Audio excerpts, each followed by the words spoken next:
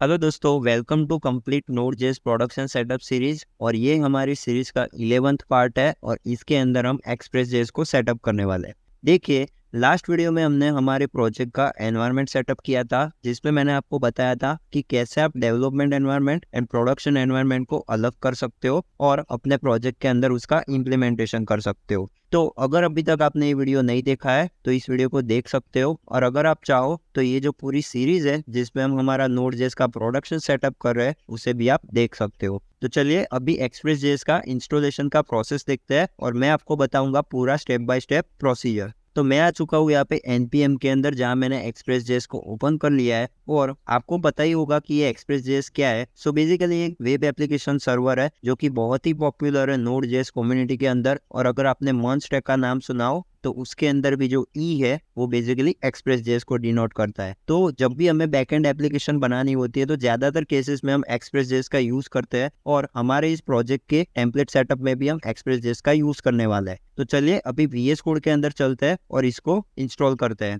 तो मैं आ चुका हूँ अभी यहाँ पे VS कोड के अंदर, और मैंने जो यहाँ पे लास्ट वीडियो के अंदर कोड किया था उसे कमिट कर लिया है। और यहाँ पे हमने जो ये server.ts थी उसके अंदर भी 2 लाइन का कोड लिखा था, उसे यहाँ से रिमूव कर दिया है। तो आप भी मेक श्योर कि अगर कमिट कर रहे हो तो उसे पहले रिमूव कर दे। अभी यहाँ पे हम एक्सप्रेस.जेएस को इंस्टॉल करने वाले हैं, तो यहाँ पे मैं लिखूंगा npm express, जिससे हमारा जो ये एक्सप्रेस है वो यहाँ पे डाउनलोड हो जाएगा। अभी ये जो एक्सप्रेस.जेएस है वो प्योरली जावास्क्रिप्ट में लिखा हुआ है, तो हमें इसके टाइप्स भी चाहिए होंगे। तो यहाँ पे मैं लिखता हूँ npm express, और यहाँ पे आपको आगे लिखना है types/express। और ये जो होगा वो हमारा पैकेज होगा एज अ डेव डिपेंडेंसी। तो हमारे ये जो दोनों पैकेज है वो यहाँ पे इंस्टॉल हो चुके हैं, और अगर आपको वेरीफाई करना हो तो आप यहाँ पे package.json के अंदर जाके इसे वेरीफाई कर सकते हैं। अभी हमारा जो एप्लीकेशन है उसका जो हमारा स्टार्टिंग पॉइंट है वो है server.ts, और इसके अंदर हम हमारी एप्लीकेशन को, यानी कि जो हम एक्सप्रेस.जेएस की एप्लीकेशन क्रिएट करेंगे उसका यूज करके हम यहाँ पे एक्सप्रेस.जेएस का सर्वर स्टार्ट करेंगे।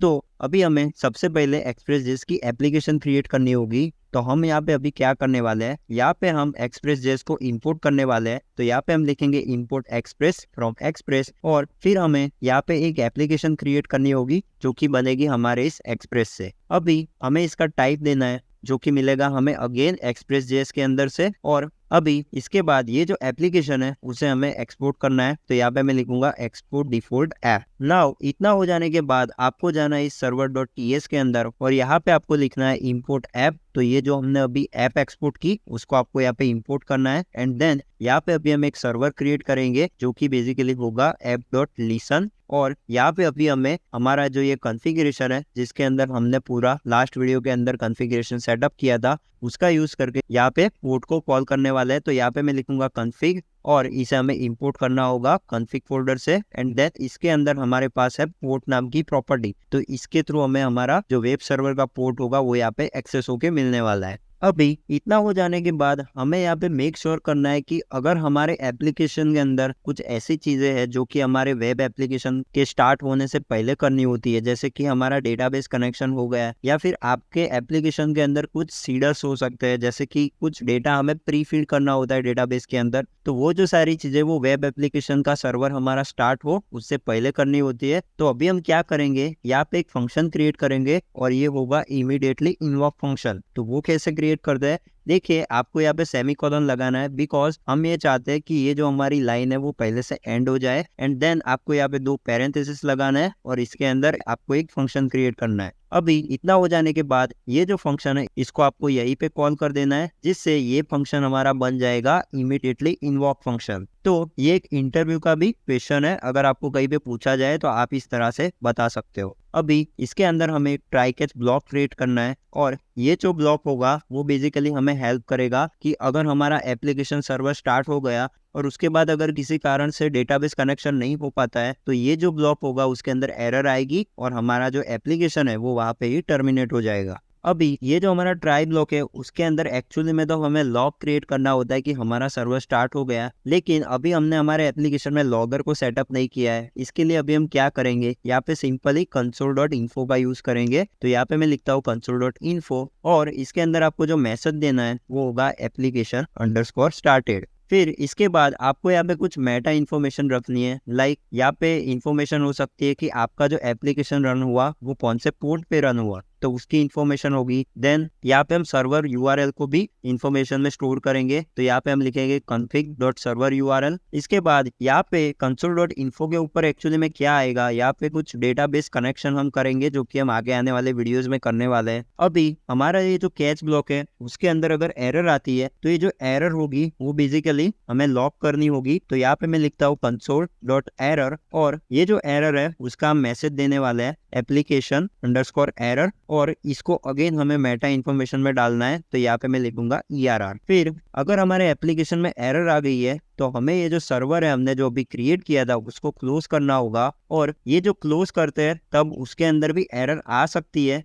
तो यहाँ पे भी हम इसको हैंडल करने वाले हैं। तो यहाँ पे हम क्या करेंगे, इन एरर यानी कि एरर आई है तो ये जो सेम मैसेज था हमारा उसे यहाँ पे कॉपी कर देंगे और यहाँ पे एरर लिख देंगे। फिर अगर ये हमारा कैच ब्लॉक एग्जीक्यूट हो रहा है तो मतलब हमारा ये जो प्रोसेस है उसे हमें एग्जिट करना है विद दी एरर कोड 1, जिससे हमारा ये जो पूरा एप्लीकेशन है वो टर्मिनेट हो जाएगा विथ एरर कोड। अभी यहाँ पे मैं इसको क्लियर करता हूँ और यहाँ पे अभी एप्लीकेशन को स्टार्ट करते हैं। तो यहाँ पे मैं लिखता हूँ npm run dev और अभी आपको यहाँ पे एक मैसेज मिलेगा विच इज एप्लीकेशन स्टार्टेड, और इसके साथ हमने कुछ मेटा इन्फॉर्मेशन रखी है जो कि हमें बताएगा कि एक्चुअली में एप्लीकेशन कौन से पोर्ट पे रन कर रही है और कौन से सर्वर यूआरएल पे रन कर रही है। अभी हमें क्या करना है, हमें जाना है हमारे थंडर क्लाइंट में। आप अगर चाहो तो यहाँ पे पोस्टमैन का भी यूज कर सकते हो और फिर आपको यहाँ पे लोकल होस्ट 3000 पे एक रिक्वेस्ट करनी है। तो अभी अगर मैं यहाँ पे रिक्वेस्ट करता हूँ तो आप देखिए मुझे यहाँ पे एरर मिल रही है 404 नॉट फाउंड, बिकॉज मैंने यहाँ पे कोई राउट डिफाइन नहीं किया है। और यहाँ पे अगर आप app.ts के अंदर जाएंगे तो हमने सिर्फ यहाँ पे एक एप्लीकेशन क्रिएट की थी, लेकिन इसके अंदर ना तो कोई मिडलवेयर्स है, ना कोई राउट्स है और ना ही कोई ग्लोबल एरर हैंडलर है। तो ये सब सारी जो चीजें हैं वो हमें अभी यहाँ पे 1 by 1 करके क्रिएट करनी होगी। तो अभी हम क्या करेंगे, यहाँ पे आपको एक कमेंट डालनी है जिसमें आप लिखोगे मिडलवेयर, और यहाँ पे अभी हम कुछ इनबिल्ट मिडलवेयर है उनका यूज करने वाले हैं, जिसमें से पहला जो हमारा मिडलवेयर है वो है app.use करके आपको लिखना है express.json। और ये मिडलवेयर बहुत ही इंपॉर्टेंट है अगर आप अपने प्रोजेक्ट के अंदर जेसन इनपुट डेटा लेने वाले हो। तो हमारे केस में हम एपीआई के अंदर जब भी पोस्ट रिक्वेस्ट करेंगे तो उसके अंदर हम जेसन डेटा पास करेंगे, और आजकल ये हर एपीआई कॉल जो होता है वो जेसन के थ्रू ही होता है, तो ये बहुत ही मैंडेटरी है, इसलिए हम यहाँ पे पुट कर रहे हैं। इसके बाद हमें अभी नेक्स्ट काम जो करना है वो है कि हमारा ये जो पब्लिक फोल्डर था जो कि हमने स्टैटिक असेट्स के लिए क्रिएट किया था, और ये मैंने आपको बताया था जब हमने फोल्डर स्ट्रक्चर क्रिएट किया था, तो अभी इसको हमें यहाँ पे रजिस्टर करना होगा और एक्सप्रेस.js को बताना होगा कि ये जो फोल्डर है वो हमारा स्टैटिक असेट के लिए होगा, यानी कि इसके अंदर जितनी भी फाइल्स होगी वो पब्लिकली अवेलेबल होगी और हमारी एप्लीकेशन के अंदर हम इसे यूज कर सकते हैं। तो अभी हम क्या करेंगे, यहाँ पे अगेन आपको लिखना है app.use एंड देन यहाँ पे एक्सप्रेस.js के अंदर आपको एक मेथड मिलती है जो कि है स्टैटिक, इसका आपको यूज करना है। उसके बाद आपको यहाँ पे पाथ मॉड्यूल जो कि Node.js के अंदर हमें मिलता है उसका यूज करके उसके ऊपर एक मेथड है जो कि है ज्वाइन मेथड, इसको आपको कॉल करना है और इसके अंदर अंडरस्कोर dir नेम जो एक ऑब्जेक्ट है उसको पास करना है। अभी ये अंडरस्कोर dir नेम है, इससे हमें हमारी जो अभी करंट फाइल है जो कि app.ts है उसका करंट लोकेशन मालूम पड़ेगा, और इस लोकेशन से हमें एक लोकेशन बैकवर्ड जाना है, यानी कि हमें इस src फोल्डर से बाहर जाना है और इसके बाद हमें यहाँ पे पब्लिक फोल्डर को पास करना है। जिससे हमने यहाँ पे क्या किया, हमने यहाँ पे बताया एक्सप्रेस.js को कि तुम्हें स्टैटिक असेट के लिए ये जो पब्लिक फोल्डर है उसका यूज करना है। तो यहाँ पे अभी ये जो हमारा मिडलवेयर है उसका काम खत्म हो जाता है। आगे आने वाले वीडियोस में हम और भी मिडलवेयर यहाँ पे ऐड कर सकते हैं। तो अभी हमें यहाँ पे एक्सप्रेस.js का राउटर क्रिएट करना होगा एंड देन यहाँ पे हम एक्सप्रेस.js के अंदर हमारे एप्लीकेशन का राउट्स डिफाइन करेंगे। तो राउटर क्रिएट करने के लिए हमें क्या करना है, हमें जाना है src फोल्डर में एंड देन यहाँ पे हमारे पास एक फोल्डर है जो कि है राउटर, और इसके अंदर हमने एक फाइल क्रिएट की थी जिसका नाम है API router.ts। तो यहाँ पे हम राउटर क्रिएट करेंगे। तो यहाँ पे मैं लिखता हूँ const router equal to and यहाँ पे हमें एक्सप्रेस.js के अंदर राउटर मिल जाता है, इसका हम यूज करेंगे एंड देन ये जो राउटर होगा इसे हमें एक्सपोर्ट करना है। तो यहाँ पे मैं लिखूंगा एक्सपोर्ट डिफॉल्ट राउटर। अभी ये जो राउटर हमने एक्सपोर्ट किया इसको हमें यहाँ पे इंपोर्ट करना होगा। तो यहाँ पे मैं चलता हूँ app.ts के अंदर और अभी हम यहाँ पे लिखेंगे app.use और हमारा ये जो राउट होगा उसका हम बेस राउट देने वाले हैं API v1। तो हमारा जब भी भी एप्लीकेशन को हम कॉल करेंगे, हमारा जो इसका बेस राउट होगा, जैसे कि हमारा जो एपीआई कॉल होगा वो होगा localhost 3000/API/v1 एंड इसके बाद हमने जो भी राउटर क्रिएट किया उसको यहाँ पे पास कर देना है, जिससे हमारा ये जो राउटर है वो इस बेस पाथ के साथ कनेक्ट हो जाएगा। और अभी हम इसके अंदर जितने भी पाथ क्रिएट करेंगे, जो भी हमारी एपीआई के एंड पॉइंट होंगे, वो सब उस बेस पाथ के साथ लिंक हो जाएंगे। अभी यहाँ पे हम एक राउट क्रिएट करेंगे, तो यहाँ पे मैं लिखता हूँ router.route और ये जो राउट होगा वो बेसिकली होगा एक सेल्फ राउट, तो यहाँ पे मैं लिखता हूँ /self एंड देन यहाँ पे हमें एक कंट्रोलर चाहिए होगा। तो उसके लिए हम क्या करेंगे, यहाँ पे हम जो रिक्वेस्ट टाइप क्रिएट करेंगे, जो बेसिकली एक रिक्वेस्ट की मेथड होगी, वो होगी एक गेट मेथड। तो इस राउट का काम क्या होगा कि ये हमें एक बेसिकली एक रिस्पॉन्स सेंड करेगा जो कि होगा 200 ओके, और वो हम चाहते हैं कि वो हम करें कंट्रोलर के अंदर। तो यहाँ पे अभी हमें कंट्रोलर फंक्शन पास करने के लिए सबसे पहले तो कंट्रोलर क्रिएट करना होगा। तो अभी हम चलते हैं यहाँ पे कंट्रोलर फोल्डर में, और यहाँ पे हमारे पास एक फाइल है जो कि है API controller.ts। तो इसके अंदर अभी हम क्या करेंगे, यहाँ पे मैं लिखता हूँ एक्सपोर्ट डिफॉल्ट, और यहाँ पे अभी हम एक ऑब्जेक्ट को एक्सपोर्ट करने वाले हैं, और इसके अंदर एक मेथड होगी जो कि होगी सेल्फ। तो ये होगा हमारे सेल्फ एपीआई का कंट्रोलर। तो जब भी हम एक्सप्रेस.js का कोई कंट्रोलर क्रिएट करते हैं तो उसके अंदर मेनली 3 पैरामीटर होता है। पहला तो है रिक्वेस्ट, देन है रिस्पॉन्स एंड देन है नेक्स्ट फंक्शन। तो यहाँ पे अभी के लिए मैं यहाँ पे 2 पैरामीटर को इंपोर्ट करने वाला हूँ, जिसमें से पहला होगा हमारा रिक्वेस्ट, तो इसको हमें टाइप देनी होगी। तो यहाँ पे मैं इसको इंपोर्ट कर देता हूँ एक्सप्रेस से। देन सेकंड जो पैरामीटर है वो है हमारा रिस्पॉन्स, तो यहाँ पे मैं इसे भी टाइप कर देता हूँ। तो यहाँ पे मैं लिखता हूँ रिस्पॉन्स और यहाँ पे इसे इंपोर्ट करते हैं एक्सप्रेस से। नाउ इसके अंदर हमें एक ट्राई कैच ब्लॉक लगाना है कि हो सकता है कि हमारा जो एपीआई है वो किसी केस में एरर थ्रो कर दे, और इसको आपको हर एक एपीआई के अंदर इंप्लीमेंट करना चाहिए आपके जितने भी एपीआई एंड पॉइंट बनने वाले हैं। अभी इसको टेस्ट करने के लिए मैं क्या करूंगा, अभी के लिए मैं यहाँ पे response.sendStatus नाम की एक जो मेथड है जो कि हमें एक्सप्रेस.js के अंदर मिलती है, उसके अंदर से मैं यहाँ पे 200 रिस्पॉन्स सेंड करवाऊंगा। एंड सेम वे में अगर यहाँ पे हमें एरर मिलती है तो उसका जो हमारा स्टेटस कोड होगा वो होगा हमारा 500। नाउ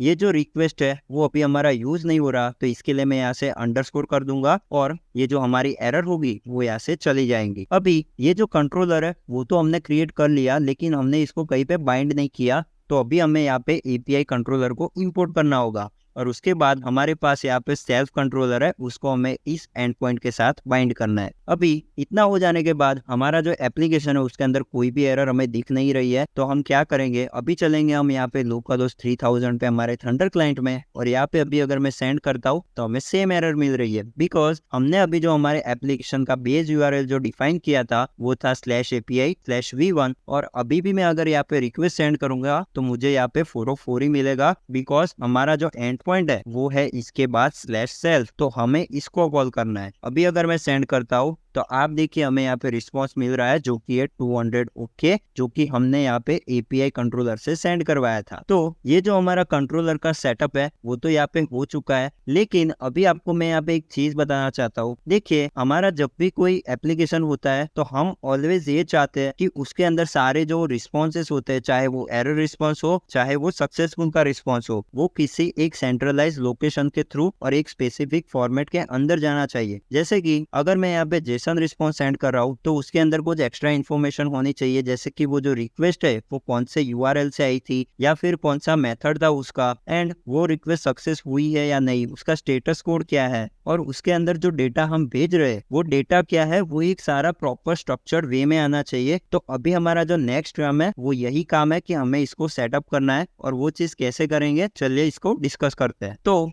यहाँ पे अभी हमें सबसे पहले तो जाना है हमारे SRC के अंदर, एंड यहाँ पे आपको एक फोल्डर मिलेगा जो कि है types.ts। तो इस फाइल के अंदर हमें बेसिकली हमारा जो एक्सप्रेस.js का जो रिस्पॉन्स जाएगा या फिर अगर हमें कोई एरर रिसीव होगी तो उसका एक स्ट्रक्चर डिफाइन करना है। तो स्ट्रक्चर डिफाइन करने के लिए हमें यहाँ पे कुछ टाइप बनाना होगा, बिकॉज हम यहाँ पे टाइपस्क्रिप्ट को यूज कर रहे हैं। तो अभी हम क्या करेंगे, यहाँ पे मैं लिखता हूँ एक्सपोर्ट टाइप, और ये जो टाइप होगी उसका नाम होगा THTTP रिस्पॉन्स, जो कि हम यूज करेंगे जब हमें कोई सक्सेसफुल रिस्पॉन्स सेंड करना होगा। तो ये जो हमारा रिस्पॉन्स होगा उसका एक स्ट्रक्चर होने वाला है। तो ये जो सक्सेस है उसका हम बेसिकली क्या करेंगे, का जो टाइप होगा वो होगा बूलियन, कि ये हमारा रिस्पॉन्स है वो सक्सेसफुल रिस्पॉन्स है या फेल रिस्पॉन्स है। फिर इसका जो स्टेटस कोड होने वाला है वो बेसिकली होगा एक नंबर टाइप का। देन यहाँ पे हमें कुछ रिक्वेस्ट की इन्फॉर्मेशन भी चाहिए कि हमारी जो एक्सप्रेस.js के ऊपर रिक्वेस्ट आ रही है उसके अंदर से भी हमें कुछ डेटा ऐसा हो सकता है जो कि हमें रिस्पॉन्स में सेंड करना हो। तो यहाँ पे हम क्या करेंगे, यहाँ पे हम एक IP एड्रेस को लेने वाले हैं, और ये आईपी एड्रेस बेसिकली ऑप्शनल होगा कि जब भी हमें कोई रिक्वेस्ट आती है हमारे सर्वर के ऊपर तो उसके अंदर आईपी एड्रेस होता है और वो एक सेंसिटिव चीज है, तो इसको हम कैचअप तो करेंगे लेकिन उसका क्या करेंगे, ये जो हमारा जो पूरा रिस्पॉन्स होने वाला है उसको हम लॉग में भी स्टोर करने वाले हैं। हम ये चाहते हैं कि जितनी भी रिक्वेस्ट आ रही है वो सारी चीजें यहाँ पे लॉग होनी चाहिए। उसके लिए मैं चाहता हूँ कि यहाँ पे आईपी एड्रेस भी हमारे साथ होना चाहिए, लेकिन जब हम ये रिस्पॉन्स एक्चुअली प्रोडक्शन में सेंड करेंगे, जब हमारा एपीआई एक्चुअली डिप्लॉय हो गया होगा, तब ये जो आईपी एड्रेस है उसको हम यहाँ से रिमूव करने वाले हैं, इसलिए मैंने इसको यहाँ पे ऑप्शनल बनाया है। तो इसका जो टाइप होगा या तो वो स्ट्रिंग हो सकता है या तो वो नल हो सकता है। देन ये जो हमारी रिक्वेस्ट है मेथड हो सकती है, जैसे कि वो गेट रिक्वेस्ट थी या पोस्ट रिक्वेस्ट थी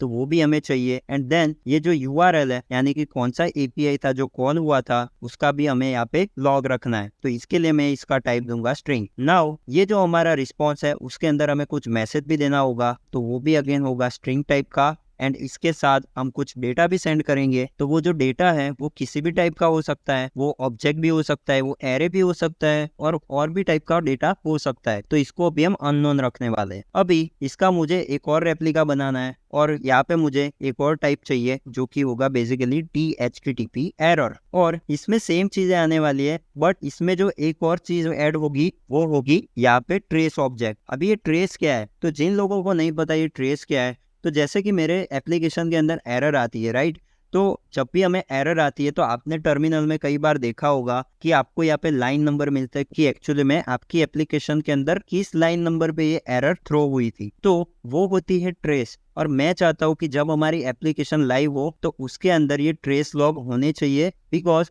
अगर कोई एप्लीकेशन के अंदर कोई क्लाइंट एरर फेस कर रहा है तो उस वक्त तो हम वहाँ पे वॉच रख के नहीं बैठे होंगे, तो ये जो ट्रेस नाम का जो ऑब्जेक्ट होगा उसकी हेल्प से हम ये आइडेंटिफाई कर सकते हैं कि किसी पर्टिकुलर टाइम के ऊपर जब ये एरर थ्रो हुई थी तब वो किस लाइन नंबर पे थी हमारे कोड के अंदर, तो उसके लिए हम यहाँ पे ये ट्रेस यूज कर रहे हैं। तो इसे भी मैं अगेन ऑप्शनल रख रहा हूँ और उसके पीछे का एक रीजन सेम वही है जो कि मैंने आईपी एड्रेस के अंदर बताया था कि इसको हम लॉग करेंगे हमारे डेटाबेस में, पर कभी भी जब हमारा एप्लीकेशन प्रोडक्शन के अंदर होगा तो इसे कभी भी हम रिस्पॉन्स में सेंड नहीं करेंगे, बिकॉज इसके अंदर सेंसिटिव इन्फॉर्मेशन होती है। तो इसका जो टाइप होने वाला है वो या तो ऑब्जेक्ट हो सकता है या तो नल हो सकता है, तो इसको भी मैं सेव कर देता हूँ। अभी यहाँ पे हमें चलना है कॉन्स्टेंट फोल्डर के अंदर और यहाँ पे हमें जाना है application.ts में। अभी आप सोच रहे होंगे कि ये कांस्टेंट क्या है, तो इसके अंदर हम हमारी जो एप्लीकेशन होती है उसके कुछ कांस्टेंट वेरिएबल्स होते हैं, जैसे कि हमने यहाँ पे हमारे प्रोजेक्ट एनवायरनमेंट जब सेट किया तो उसके अंदर हमने दो तरह के एनवायरनमेंट क्रिएट किए थे, एक तो था हमारा डेवलपमेंट एंड सेकंड था हमारा प्रोडक्शन। तो उसके लिए मैं चाहता हूँ कि मैं यहाँ पे एक कांस्टेंट डिफाइन करूँ और उसको मैं यूज करने वाला हूँ हमारे ये जो अभी हम रिस्पॉन्स का स्ट्रक्चर डिफाइन करने वाले हैं उसके अंदर। तो यहाँ पे अभी मैं क्या करूंगा, यहाँ पे मैं लिखता हूँ एक्सपोर्ट enum और ये जो इनम होगा उसका हम नाम देने वाला है ए एप्लीकेशन एनवायरनमेंट, और इसके अंदर अभी दो वैल्यूज आने वाली है जिसमें से पहली होगी प्रोडक्शन और इसकी जो वैल्यू होने वाली है वो होगी प्रोडक्शन। देन सेकंड जो एप्लीकेशन की हमारी इनम है वो होगी बेसिकली डेवलपमेंट और इसकी जो वैल्यू होगी वो होगी डेवलपमेंट। तो इसे अभी मैं सेव कर देता हूँ और अभी हम चलते हैं हमारे यूटिल फोल्डर के अंदर। तो यूटिल फोल्डर के अंदर आपको एक फाइल मिलेगी जो कि है http response.ts और ये बहुत ही इंपॉर्टेंट फाइल है क्योंकि इस फाइल के अंदर हम हमारे रिस्पॉन्स का ऑब्जेक्ट क्रिएट करने वाले हैं जो कि हम यूज करेंगे जब हमारी एप्लीकेशन के अंदर हमें कोई सक्सेसफुल रिस्पॉन्स सेंड करना हो। जैसे कि अभी हमने सेल्फ कंट्रोलर यहाँ पे डिफाइन किया था, तो अगर मैं यहाँ पे एपीआई कंट्रोलर में जाऊँ तो यहाँ पे ये जो सेल्फ कंट्रोलर है इसके अंदर अभी हमने इस तरह से रिस्पॉन्स सेंड किया है, लेकिन मैं चाहता हूँ कि यहाँ पे जो मैं जेसन सेंड करूँ वो एक स्ट्रक्चर्ड वे में आए, तो वो जो उसका स्ट्रक्चर डिफाइन होगा वो हम इस फाइल के अंदर करने वाले हैं। तो अभी हमें यहाँ पे एक फंक्शन डिफाइन करना है, तो यहाँ पे मैं करता हूँ एक्सपोर्ट डिफॉल्ट और ये जो फंक्शन होगा वो बेसिकली पहला जो पैरामीटर होगा वो होगा हमारा एक्सप्रेस.js का रिक्वेस्ट। तो यहाँ पे हमें रिक्वेस्ट है इसको इंपोर्ट करना होगा। देन जो सेकंड पैरामीटर है वो है हमारा एक्सप्रेस.js का रिस्पॉन्स, तो इसको भी हमें यहाँ पे इंपोर्ट करना है। देन जो थर्ड पैरामीटर है वो होगा हमारा रिस्पॉन्स का स्टेटस कोड, तो यहाँ पे मैं लिखता हूँ रिस्पॉन्स स्टेटस कोड और ये होगा बेसिकली नंबर टाइप का। देन फोर्थ पैरामीटर होगा हमारा रिस्पॉन्स मैसेज, तो ये होगा स्ट्रिंग। एंड लास्ट जो पैरामीटर है वो है हमारा डेटा, जो कि होगा एक अननोन टाइप का, और इसकी जो डिफॉल्ट वैल्यू है वो हम यहाँ पे रखने वाले हैं नल, और ये कुछ रिटर्न नहीं करने वाला, तो यहाँ पे मैं वॉइड लिखूंगा और अभी इसके अंदर हमें इसका पूरा स्ट्रक्चर का ऑब्जेक्ट क्रिएट करना है। तो यहाँ पे अभी हम लिखते हैं कॉन्स्ट रिस्पॉन्स, और ये जो रिस्पॉन्स है वो बेसिकली हमारा होगा जो अभी हमने यहाँ पे जो टाइप डिफाइन किया था THTTP रिस्पॉन्स। तो इसके अंदर जो पहली प्रॉपर्टी है वो है हमारी सक्सेस, तो यहाँ पे मैं सक्सेस को यहाँ पे पिक करूंगा और यहाँ पे मुझे इसे करना है ट्रू। देन सेकंड जो वैल्यू होगी वो होगी हमारी स्टेटस कोड, तो ये जो स्टेटस कोड है वो अभी हमें यहाँ पे फंक्शन पैरामीटर से मिलने वाला है, तो यहाँ पे मैं लिखता हूँ रिस्पॉन्स स्टेटस कोड, और देन इसके बाद हमें जो थर्ड पैरामीटर पास करना है वो है रिक्वेस्ट, और इसके अंदर और भी चीजें हैं जिसमें से पहला है IP, तो वो हमें मिलेगा request.ip से, और अगर ये नहीं मिलता तो इसकी वैल्यू होगी नल। देन जो सेकंड पैरामीटर है वो है मेथड, तो वो भी हमें मिलेगा request.method से,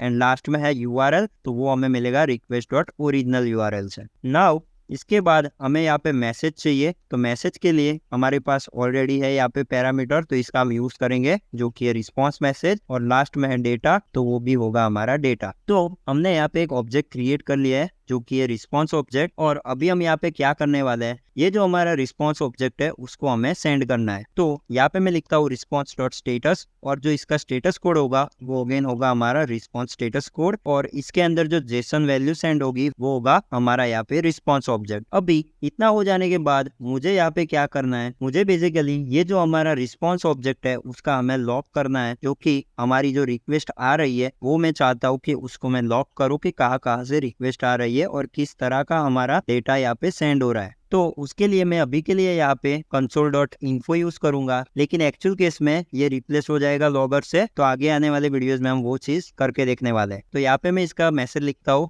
controller_response, और इसके अंदर अगेन हम कुछ मेटा इन्फॉर्मेशन डालेंगे, जिसमें ये जो मेटा इन्फॉर्मेशन होगी वो होगी हमारा रिस्पॉन्स। अभी इतना हो जाने के बाद मैं यहाँ पे चाहता हूँ कि ये जो अगर हमारा एप्लीकेशन है वो अगर प्रोडक्शन एनवायरमेंट में हो, तो यहाँ पे मैं क्या करना चाहता हूँ कि ये जो हमारा IP एड्रेस है जो कि हम यहाँ पे स्टोर कर रहे हैं उसको यहाँ से डिलीट कर दूं। तो उसके लिए आप क्या करेंगे, यहाँ पे आप एक चेक लगाएंगे इफ कॉन्फिग, और ये जो कॉन्फिग है वो हमारा हमने जो डिफाइन किया था फाइल के अंदर वो वाला आपको इंपोर्ट करना है, और यहाँ पे आप चेक करेंगे इसका एनवायरमेंट कि अगर ये एनवायरमेंट जो है वो अगर हमने यहाँ पे एक इनम क्रिएट किया जो कि नाम था उसका एप्लीकेशन एनवायरमेंट, उसके अंदर अगर ये प्रोडक्शन है तो फिर हमें ये जो हमारा रिस्पॉन्स है उसके अंदर से जो IP है जो कि हमारा इस रिक्वेस्ट ऑब्जेक्ट के अंदर है उसको डिलीट कर देना है। तो आप यहाँ पे आगे लिखोगे डिलीट। अभी हमारा ये जो HTTP रिस्पॉन्स ऑब्जेक्ट था वो यहाँ पे क्रिएट हो चुका है, और अभी मैं आपको इसको यूज करके दिखाता हूँ। तो अभी हम चलते हैं यहाँ पे API कंट्रोलर में, और ये जो लाइन है इसे हम यहाँ से रिमूव कर देंगे और इसको यहाँ पे रिक्वेस्ट कर देंगे वापस से। नाउ अभी यहाँ पे मुझे HTTP रिस्पॉन्स को इंपोर्ट करना है एंड देन इसे कॉल करना है। तो अभी ये हमसे मांगेगा हमारे एक्सप्रेस.js का रिक्वेस्ट ऑब्जेक्ट, तो इसे ये पास कर देना है। देन यहाँ पे हमें रिस्पॉन्स ऑब्जेक्ट पास करना है, देन इसको हमें स्टेटस कोड पास करना है, तो वो होगा हमारा 200 बिकॉज एक सक्सेसफुल रिस्पॉन्स है।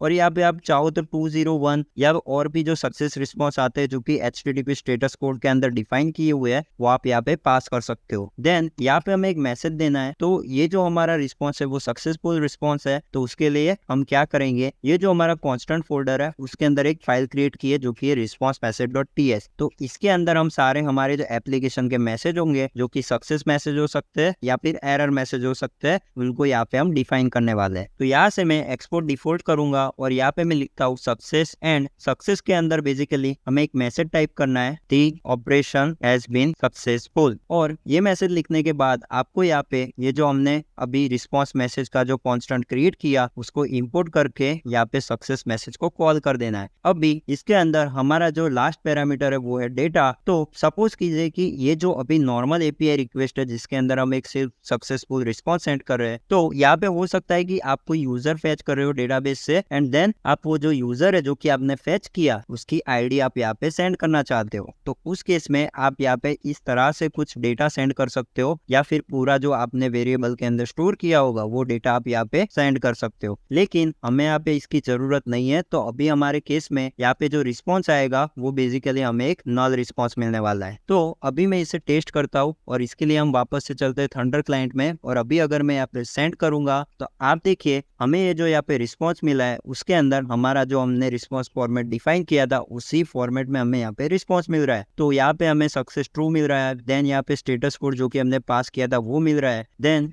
ये जो हमारा रिक्वेस्ट है उसकी भी सारी इन्फॉर्मेशन आ गई कि इसका आईपी क्या है, इसका मेथड क्या है, फिर ये कौन सी एपीआई रिक्वेस्ट है, फिर ये जो हमने मैसेज यहाँ पे पास किया था वो भी यहाँ पे आ चुका है, और अभी हमने यहाँ पे कोई डेटा पास नहीं किया है इसलिए हमें यहाँ पे नल मिल रहा है। लेकिन अगर यहाँ पे मैं डेटा कोई पास करता, फॉर एग्जाम्पल मैं अभी आपको ये करके दिखाता हूँ, जैसे कि आईडी करके मैं यहाँ पे एक सैंपल आईडी ले लेता हूँ और अभी वापस से अगर हम एपीआई रिक्वेस्ट करेंगे तो आप देखिए यहाँ पे अभी हमें ऑब्जेक्ट मिल रहा है। तो इस तरह से हम ये जो हमारा पूरा फॉर्मेट है उससे फॉलो कर सकते हैं। अभी यहाँ पे हमने एक और चीज ऐड की थी, अगर आप यहाँ पे HTTP रिस्पॉन्स के अंदर जाएंगे तो हमने यहाँ पे ये जो हमारा कंट्रोलर का रिस्पॉन्स है उसे लॉग करवाया था। तो यहाँ पे ये जो हमारा लॉग है वो भी यहाँ पे सक्सेसफुली प्रिंट हो रहा है और अल्टीमेटली ये जो लॉग है वो हमारा डेटाबेस के अंदर स्टोर होने वाला है। लेकिन अभी के लिए सही है बिकॉज हम यहाँ पे सिर्फ एक्सप्रेस.js का सेटअप कर रहे हैं। तो यहाँ पे हमारा जो पूरा डायनेमिक फ्लो था ये हमारे HTTP रिस्पॉन्स का वो यहाँ पे खत्म हो जाता है। और अभी हम क्या करने वाले हैं, अभी हम यहाँ पे HTTP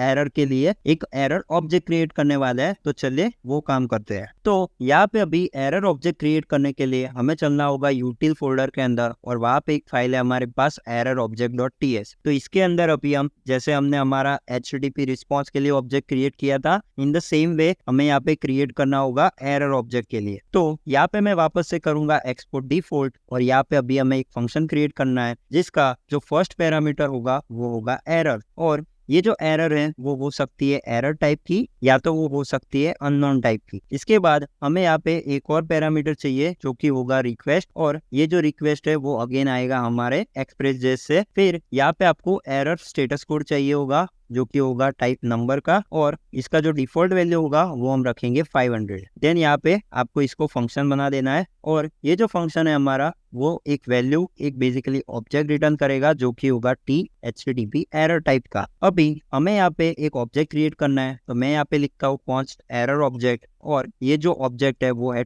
HTTP एरर टाइप का और इसके अंदर अभी हमें कुछ वैल्यूज चाहिए। तो यहाँ पे इसका जो सक्सेस स्टेटस होगा, सक्सेस प्रॉपर्टी होगा वो होगा फॉल्स। देन यहाँ पे इसका जो बेसिकली स्टेटस कोड है वो होने वाला है एरर स्टेटस कोड, एंड इसके बाद इसका जो रिक्वेस्ट ऑप्शन है उसके अंदर पहला जो होगा वो होगा आईपी, तो वो मिलेगा हमें request.ip से, या फिर हो सकता है नल। फिर होगा मेथड जो अगेन मिलेगा request.method से, एंड लास्ट होगा URL जो अगेन मिलेगा request.original URL से। फिर इसके अंदर हमें मैसेज चाहिए, तो मैसेज के लिए हम यहाँ पे एक चेक लगाने वाले हैं और वो चेक होगा इफ ERR जो कि हमने जो एरर के अंदर जो हमारा पैरामीटर है वो अगर इंस्टेंस ऑफ एरर है यानी कि वो एरर टाइप का है तो फिर हम यहाँ पे प्रिंट करेंगे err.message। और अगर ये मैसेज हमें नल मिलता है या फिर उसके अंदर मैसेज नहीं मिलता है तो हमारा जो ये रिस्पॉन्स मैसेज करके हमने यहाँ पे एक कॉन्स्टेंट डिफाइन किया है उसके अंदर हम एक की ऐड करने वाले हैं जो कि होगी समथिंग वेंट रॉन्ग। तो ये हमारा एक जनरल मैसेज होने वाला है। तो यहाँ पे मैं लिखता हूँ समथिंग वेंट रॉन्ग और इसे क्लोज कर दे,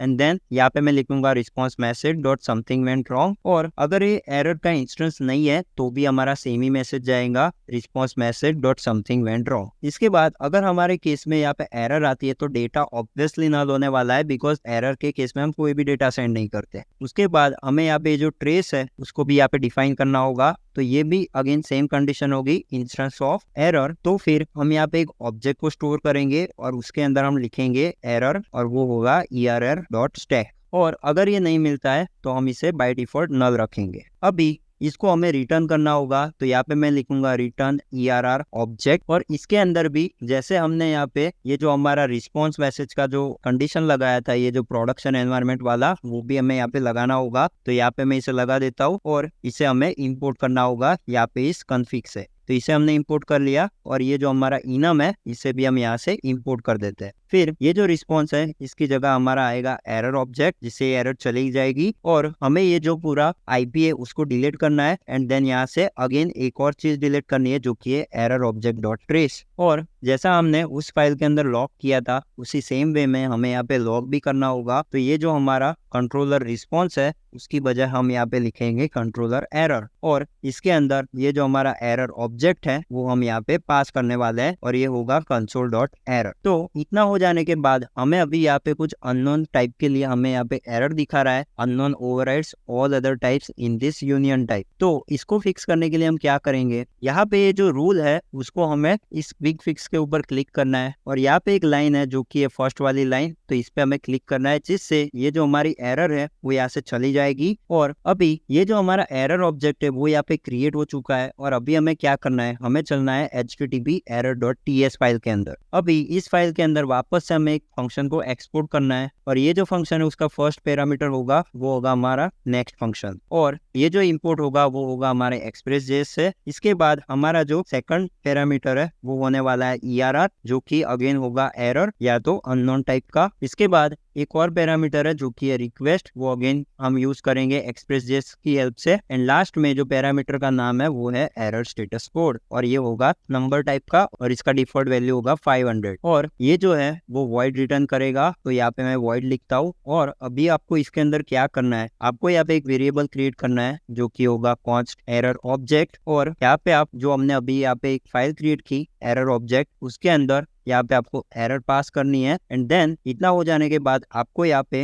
रिटर्न करना है नेक्स्ट फंक्शन के अंदर ये जो पूरा हमारा एरर ऑब्जेक्ट है उसको। अभी यहाँ पे एक और पैरामीटर मिसिंग है तो वो हमें पास करना होगा यहाँ पे, तो वो है रिक्वेस्ट और यहाँ पे एरर स्टेटस कोड। तो इसको हमने अभी यहाँ पे पास कर दिया, लेकिन यहाँ पे अभी हमें सेम एरर मिल रही है तो इसको भी हम यहाँ पे डिसेबल कर देंगे। अभी हमारा इसका भी काम हो गया है और अभी हमें क्या करना है, हमें चलना है वापस से API कंट्रोलर में और ये जो लाइन है वहाँ पे आपको इंपोर्ट करना है HTTP एरर को, और इसके अंदर आपको पहले तो नेक्स्ट फंक्शन पास करना है। तो ये जो नेक्स्ट है वो आपको वापस से जो हमारा थर्ड पैरामीटर होता है हमारे कंट्रोलर का वहां से मिल जाएगा। तो यहाँ पे हम लिखेंगे नेक्स्ट फंक्शन एंड देन इसके बाद जो सेकंड पैरामीटर है वो है हमारा एरर एंड फिर है रिक्वेस्ट और लास्ट में हमारा स्टेटस कोड जो कि होगा 500। अभी ये जो चीज है वो अगर आप चाहो तो वैलिडेशन के लिए भी यूज कर सकते हो, जो भी हमारे 400 के अबोव जितने भी स्टेटस कोड है उसके अंदर आप ये ऑब्जेक्ट को यूज कर सकते हो और सेम ऑब्जेक्ट आपका एरर के लिए काम करेगा। तो अभी हम चलते हैं हमारे थंडर क्लाइंट के अंदर और वापस से अगर इसे रिक्वेस्ट सेंड करेंगे तो ये हमारा 200 आया, लेकिन अभी हमें यहाँ पे एक एरर को मिमिक करना होगा ताकि हम देख सके कि एक्चुअली में यहाँ पे ये जो एरर है उसका जो ऑब्जेक्ट है वो एक्चुअली में काम कर रहा है या नहीं। तो उसके लिए मैं यहाँ पे क्या करूंगा, throw new error this is error now. अभी अगर हम वापस से जाए हमारे थंडर क्लाइंट में और यहाँ पे अगर मैं सेंड करता हूँ तो आप देखिए हमें यहाँ पे एरर मिल रही है और ये जो एरर है वो बहुत ही विचित्र टाइप की है। अभी आपको यहाँ पे दिखेगा 500 इंटरनल सर्वर एरर, लेकिन इसके अंदर आप देखिए यहाँ पे तो HTML आ रहे हैं, लेकिन हम तो यहाँ पे सेंड करवाना चाहते थे JSON। तो इसके पीछे का क्या रीजन है, देखिए इसके पीछे का रीजन बहुत ही सिंपल है। अगर आप यहाँ पे जाओगे HTTP एरर के अंदर तो यहाँ पे हमने नेक्स्ट फंक्शन कॉल किया है और नेक्स्ट फंक्शन का अगर आपको एक्सप्रेस.js के अंदर फंडा मालूम हो तो वो बहुत ही सिंपल है। नेक्स्ट फंक्शन क्या करता है, देखिए हमारा जो अभी API रिक्वेस्ट हो रहा था वो हो रहा था इस राउटर के अंदर सेल्फ एंड पॉइंट के ऊपर, बट जब हमने नेक्स्ट फंक्शन कॉल किया तो यहाँ पे हुआ क्या, वो इसके नीचे आया और अभी ये फाइंड कर रहा है किसी कंट्रोलर को जिसके अंदर ये पूरा मामला हैंडल हो सके और वहां से उसको रिस्पॉन्स सेंड हो सके। तो यहाँ पे अगर आप देखोगे तो आपको यहाँ पे कंट्रोलर एरर जो कि हमने लॉग करवाया था वो तो अच्छे से यहाँ पे लॉग हो रहा है, लेकिन हमें यहाँ पे रिस्पॉन्स ही नहीं मिल रहा। तो यहाँ पे अभी मामला आता है हमारे ग्लोबल एरर हैंडलर का, जो कि हमें यहाँ पे क्रिएट करना होगा। तो हम इसको यही तक रखने वाले, भले यहाँ पे एरर आए लेकिन हम यहाँ पे नेक्स्ट वीडियो के अंदर देखने वाले कि इसको हम कैसे क्रिएट कर सकते हैं। तो अभी तक हमने यहाँ पे जितना भी कोड किया वो सारा यहाँ पे कंप्लीट हो चुका है और यहाँ पे अगर आप अभी देखोगे तो यहाँ पे हमारा ये जो पूरा जो ऑब्जेक्ट है उसके अंदर हमें सारी ट्रेस भी मिल रही है कि एक्चुअली ये एरर जो है वो कहाँ से जनरेट हो रही है और वो सारी चीजें हमें यहाँ पे मालूम पड़ रही है। तो अभी नेक्स्ट वीडियो के अंदर हम ग्लोबल एरर हैंडलर क्रिएट करेंगे और मैं आपको दिखाऊंगा कि इसको हम कैसे सॉल्व कर सकते हैं। और अभी तक अगर आपको ये वीडियो पसंद आया तो प्लीज इस वीडियो को लाइक कीजिए और मैं मिलता हूँ आपको नेक्स्ट वीडियो में। Till than happy coding.